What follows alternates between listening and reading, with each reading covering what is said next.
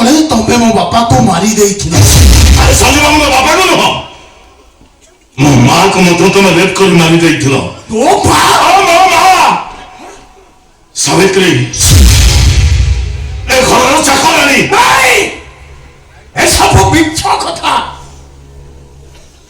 ନା ମୁଁ ସକାଳ ମିଶ୍ରକୁ ମାରିଛି, ନା ମୁଁ ସାବିତ୍ରୀ କି ମାରିଛି।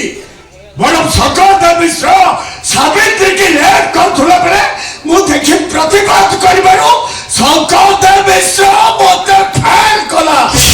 ଆଉ ସେଇ କୋଳି ଯାଇ ସାବିତ୍ରୀ ଦେହରେ ବାଜିଲା। ସାବିତ୍ରୀ ତୋ ବାପା ପାଖରୁ ବନ୍ଧୁକ ଛଡେଇ ଆଣି ତୋ ବାପାକୁ ଗୁଳି କରି ମାରିଛି ସାବିତ୍ରୀ। କଥା ମୁଁ ଠିକ ଚାଲିଛି, ତମେ ହିଁ ସେମାନଙ୍କୁ ମାରି ଦେଇଛ। ଆଉ ସେଇଦିନଠୁ ତମ ବର୍ଷ ବିପାତ କରିବା ପାଇଁ ମୁଁ ଶପଥ ନେଲି। ଛାତରେ ପଡି ନିଜକୁ ପଙ୍ଗୁ ଭାବରେ ଅଭିନୟ ବି କଲି।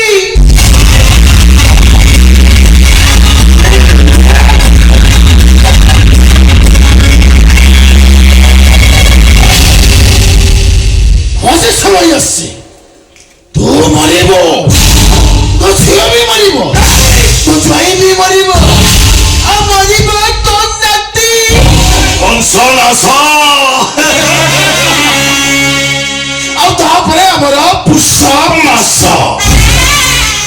ସାଧୁ ଆଜ୍ଞା ଏବେ 19 କବା ଏଟାକୁ ଡାଙ୍ଗିଦେ ଯା। ହାତ ଯୋଡୁଛି, ମୋ ତମମାନଙ୍କ ଗୋର ତଳେ ପଡୁଛି। ମୋ ଝିଅକୁ ତମେ ଛାଡ଼ିଦିଅ। ଛାଡ଼ିଦେବୁ ହେଲେ ତା ଆଗରୁ ତତେ ପେପରରେ ଗୋଟେ ସାଇନ୍ କରିଦେବି। ସେ ପେପର ମୁଁ ସାଇନ୍ କରିଦେବି। ମୋର ସମ୍ପତ୍ତି ଦରକାର ନାହିଁ, ମୋର ମୋ ଝିଅ ଦରକାର।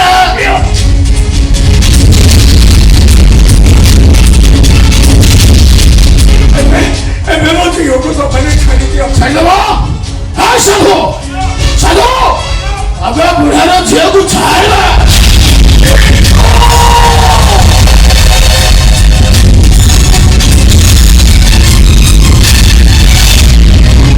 ସାଧୁ ଏବେ ପକ୍ଷ କଥା ବୁଝିଦେଲେ। ଏବେ ଚାଲିଥିବା ସେ ମୋ ପୁଅ କଥା ବୁଝାନ୍ତୁ।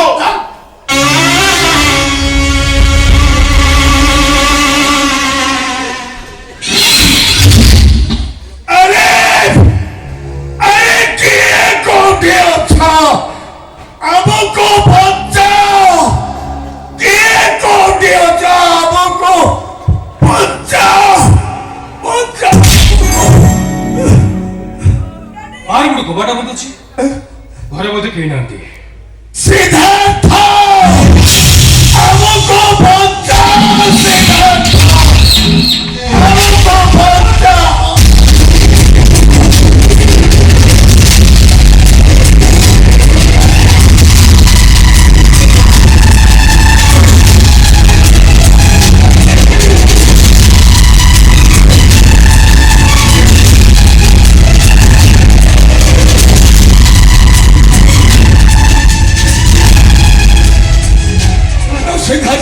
ସେ ଶହୀଦ ଦିଟାକୁ ଆମକୁ ଅଟକାଇବାକୁ ପଡିବ, ନହେଲେ ସେମାନେ ସମ୍ପା ଆମ ନାତିକୁ ମାରିଦେବେ।